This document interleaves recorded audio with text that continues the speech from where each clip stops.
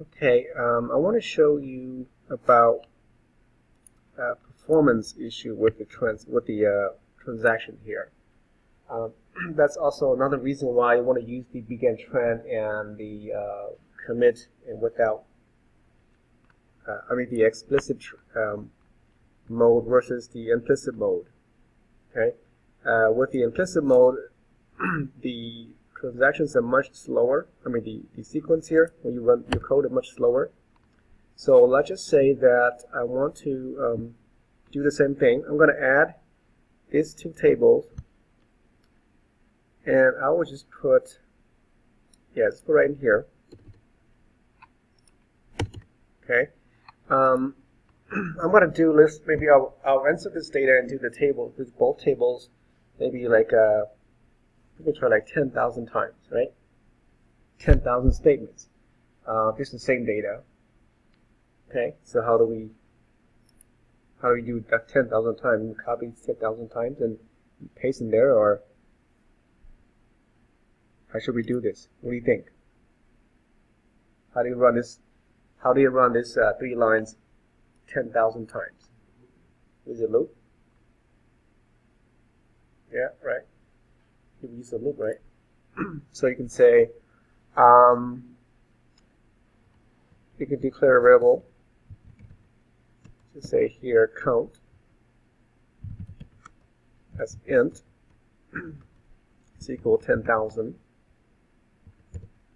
Okay. You can say while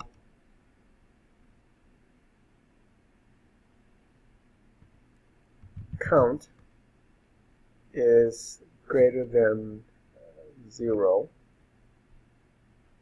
or greater than equal to 0, including 0, right? So 10,000 all the way down to, let's just put 0. If that is true, then begin. Okay, and we'll, I don't need to print that anymore. We'll insert that into the table that many times, and then we also want to make sure we decrement the count, right? I think you can use the shortcut -1. 1. Okay. Yeah. Let's say set. Okay. So you decrease it by 1 that many times.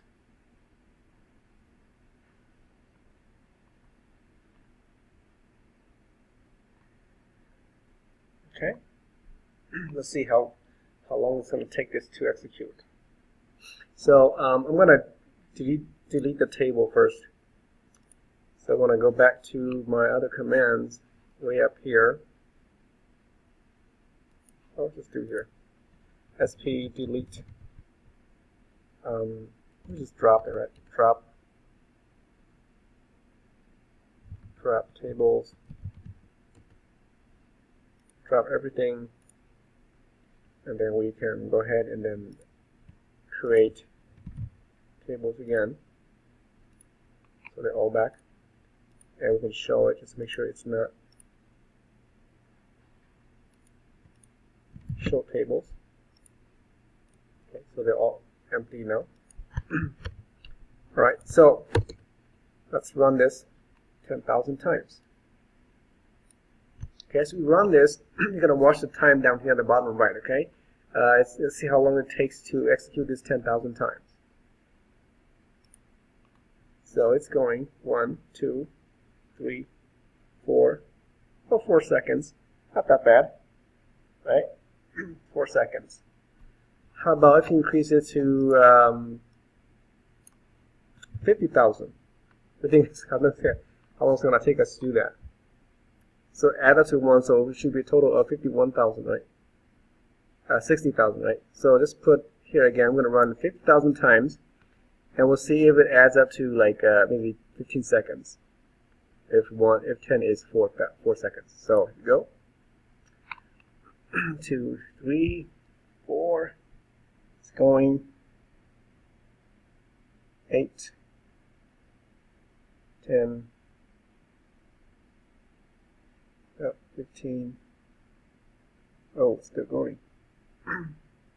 So see how long it takes just to add 50,000 records. 22 seconds to add 50,000 records.